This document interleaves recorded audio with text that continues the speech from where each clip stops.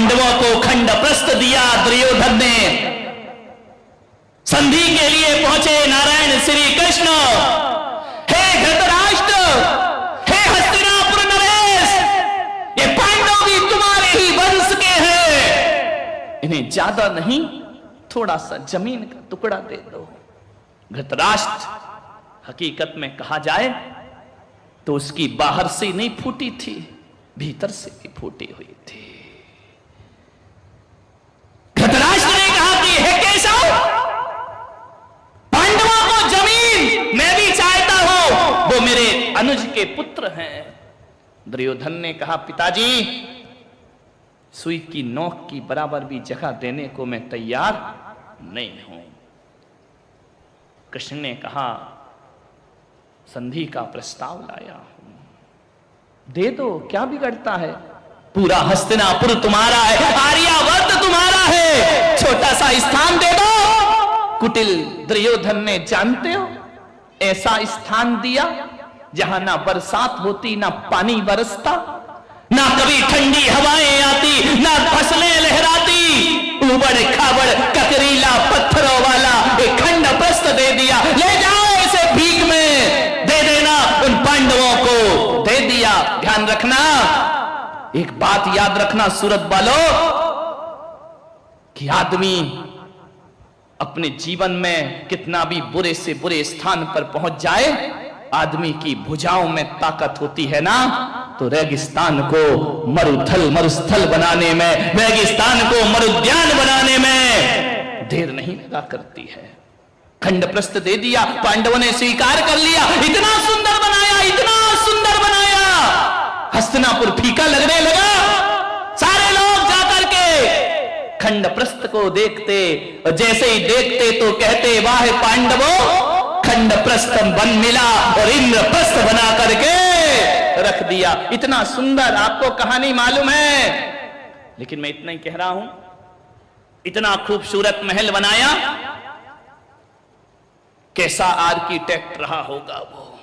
आज के नहीं है इतने अच्छे, वो अनपढ़ जिनके पास डिग्रियां नहीं, ऐसा स्थान बनाया जहां सूखा होता था वहां पानी होता था, और जहां पानी दिखता था वहां सूखा। दुर्योधन ने भी कहा चलो भाई, सारी दुनिया जा रही है, हम भी चलकर देखते हैं क्या बनाया है उन लोगों ने, चलो देखते हैं। दुर्योधन गया, क्या देखता है, महल देखकर आंखें फटी की फटी रह गई। कौन सा बंजर भूमि मैंने दी थी, स्वर्ग जैसा बना लिया, और क्रोध की अग्नि में घी डल गया।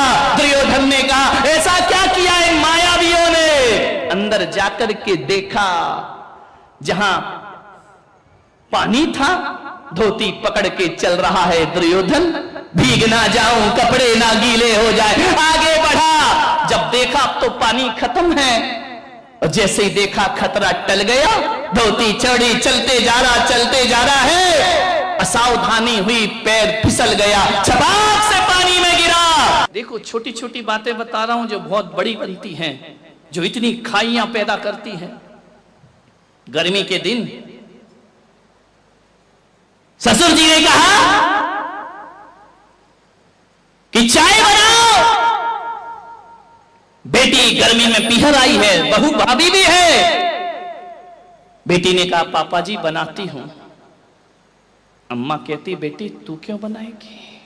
बोली क्यों, भाभी है ना, तू तो 4 दिन को आई, आराम कर ले, तू भी तो ससुराल से आई है, थोड़ा सा आराम कर ले, चैन से रह ले, भाभी है ना वो चाय बना देगी। अब ये शब्द यदि बहू के कान में पड़ गए, ध्यान रखना, एक प्याला चाय बनाने में बेटी कमजोर नहीं हो जाती, उसका बीपी नहीं बढ़ जाता, वो बेहोश नहीं हो जाती। ध्यान रखना, एक प्याला चाय में कोई बहुत बड़ी मेहनत का काम नहीं था, लेकिन जब कोई सास ये शब्द बोलती है ना कि तू आराम कर, भाभी बनाएगी, ध्यान रखना एक प्याला चाय ने तुम्हारे दिलों की दूरियां बढ़ा दी। ध्यान रखिए, छलनी हो जाता है उस बहू का सीना। क्या फर्क पड़ता है यदि बेटी बना लेती तो। और मैं तो इन बेटियों से भी हाथ जोड़ के निवेदन करता हूं, 4 दिन को आई हो, पीहर में आग लगा के मत जाओ। ध्यान रखिए, आधी आग तो ये लोग भी लगाती हैं। आ गई क्या रक्षाबंधन पे, मिठाई खाओगी और आग उगल के जाओगी। ध्यान रखना, इतनी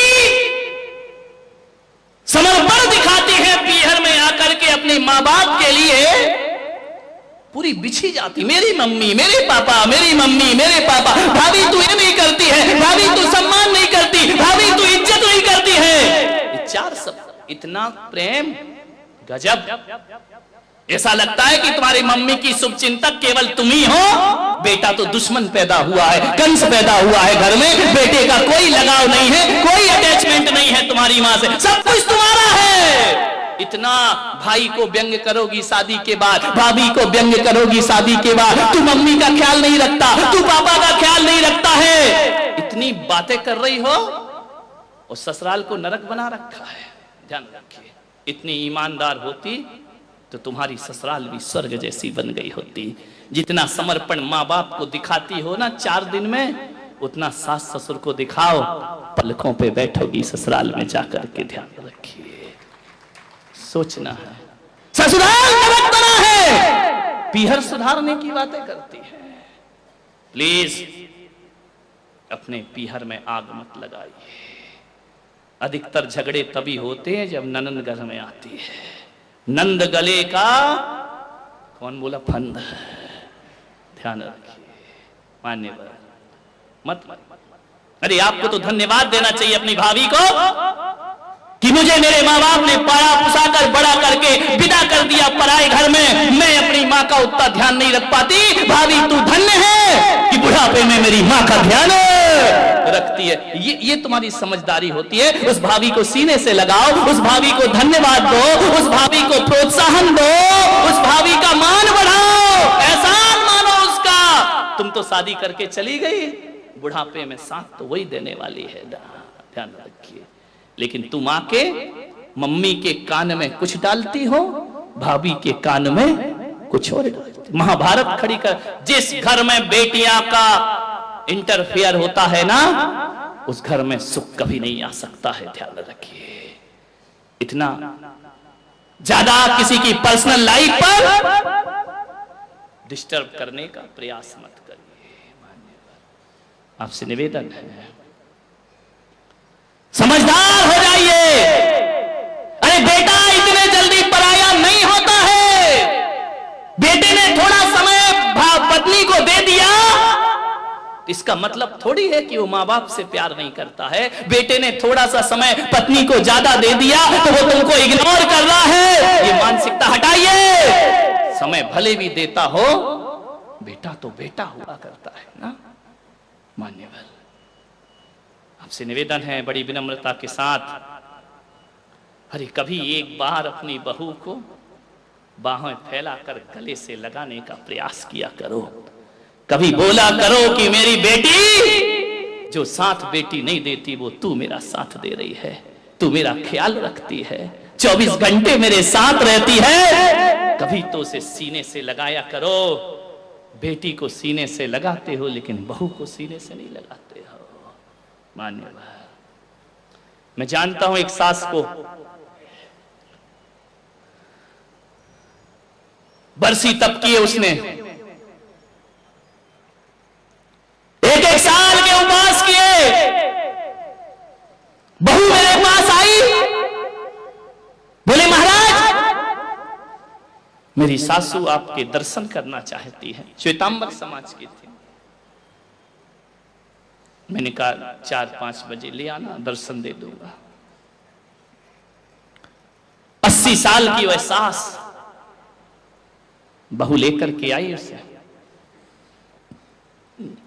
उसने कहा महाराज इन्हें आशीर्वाद दो, बरसी तप कर रही हैं।